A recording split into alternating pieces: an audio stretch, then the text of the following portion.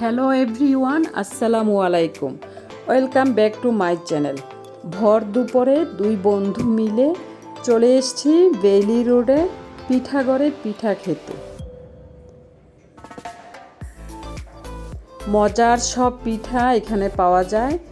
এই স্টলটা আগে খুব ছোট করে একটু সামনের দিকে ছিল। আমরা রাস্তায় দাঁড়িয়ে পিঠা খেতাম বা নিয়ে যেতাম পার্সেল, এরকম একদম দাঁড়ানোর জায়গা ছিল না।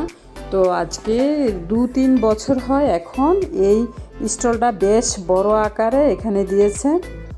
তারপর বিভিন্ন রকমের পিঠা পাওয়া যায়। চিতই পিঠার একটা সেট মেনু আছে, সেটা হচ্ছে মুরগি, তারপর গরুর মাংস আর হাঁসের মাংস দিয়ে একটা চিতই পিঠার সেট আছে, যেটা 4টা থেকে রাত অবধি যতক্ষণ পর্যন্ত স্টলটা খোলা থাকে ততক্ষণ পাওয়া যায়। খুবই মজার, মাংসগুলি অসাধারণ খেতে। আমরা তো দুপুরবেলা আসছি, তো ওই সেট মেনুটা আমরা পাইনি, খুবই মিস করেছি চিতই পিঠার সেট মেনুটাকে।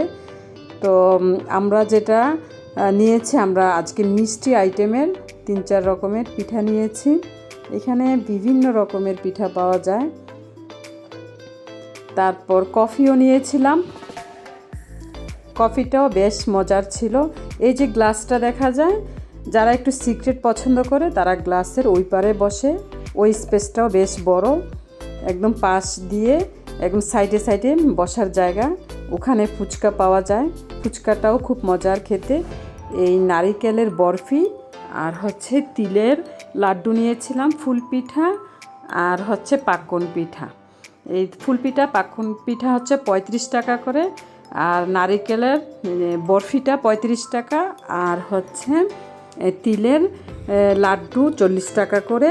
তো খুব রিজনেবল প্রাইসের মধ্যেই পাওয়া যায় এখানে। আর এই কফিটা হচ্ছে 100 টাকা করে, বেশ বড় কাপটা। কফিটাও খুব মজার খেতে। আমরা যেহেতু মিষ্টি আইটেম নিয়েছি, তাই কফিতে আর চিনি নেইনি, চিনি ছাড়া কফিটা খুব ভালো লাগছিল। এই পিঠাগড়ের পিঠার কথা আর কী বলবো, এটা তো খুব মজার পিঠা এখানে পাওয়া যায় আর খেতে খুব মজা। বিভিন্ন জায়গায় বিভিন্ন ফুড কার্টে দেখা যায় অনেক রকমের পিঠা পাওয়া যায়, কিন্তু এই বেইলি রোডের এই পিঠাগড়ের পিঠার স্বাদই আলাদা, অন্যরকম। কফিটা অনেক মজা লেগেছে খেতে। ভর দুপুরে পিঠা খেয়েছি আমি। এই পিঠাকে বাসায় এসে আর ভাত খাইনি, তারপর লাঞ্চই হয়ে গিয়েছে। এখানে সবজি পিঠা পাওয়া যায়। তারপর হচ্ছে সবজি পিঠাটাও খুব মজার খেতে, আগে অনেকবার খেয়েছি। তো দু বন্ধু এসে খুব মজা করলাম। পিঠা আর নারিকেলের বরফি, তিলের লাড্ডু আর কফি খেলাম। তিলের লাড্ডুটাও একদম তিলের একটা ফ্লেভার আসছিল, বেশ মজা খেতে। আর খুব যে মিষ্টি ওইটা না, মানে খাওয়ার মতোই। যারা এখানে এসে যাদের ডায়াবেটিস আছে তারাও পিঠা খেতে পারবেন। এখানে চিনি ছাড়াও অনেক পিঠা আছে, বিভিন্ন রকমের পিঠা, গোলাপজাম, তারপর তেলের পিঠা, একদম রিজনেবল প্রাইসের মধ্যে 35 আর হচ্ছে 40-র মধ্যেই বেশি। পাটিসাপটা, মালাই পিঠা, তারপর অনেক রকমের পিঠা। ডেজার্ট আইটেম আছে, ফিরনি আর হচ্ছে পুডিং, ওইটাও রিজনেবল 50, তারপর 45-40-র মধ্যে সবগুলো আইটেম। এই যে ফিরনি আর হচ্ছে পুডিং,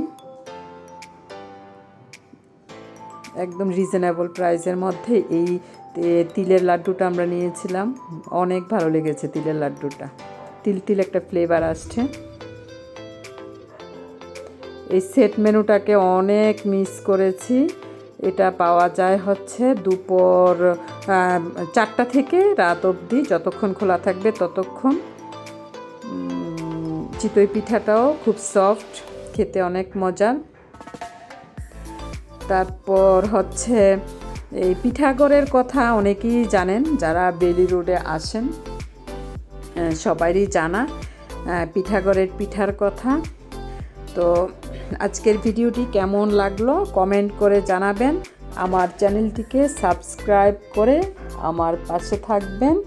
আর বেল আইকনটিকে প্রেস করে রাখবেন, তাহলে নতুন নতুন ভিডিও দিলে সাথে সাথে দেখতে পারবেন। আর এই পিঠাঘরে এসে পিঠা খাবেন, মজা করবেন।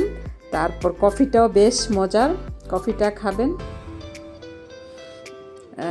প্রত্যেকটা পিঠার স্বাদই ভিন্ন রকম। এখানে এসে পিঠা খেলেই বুঝতে পারবেন। ভালো থাকবেন সবাই, আল্লাহ হাফেজ।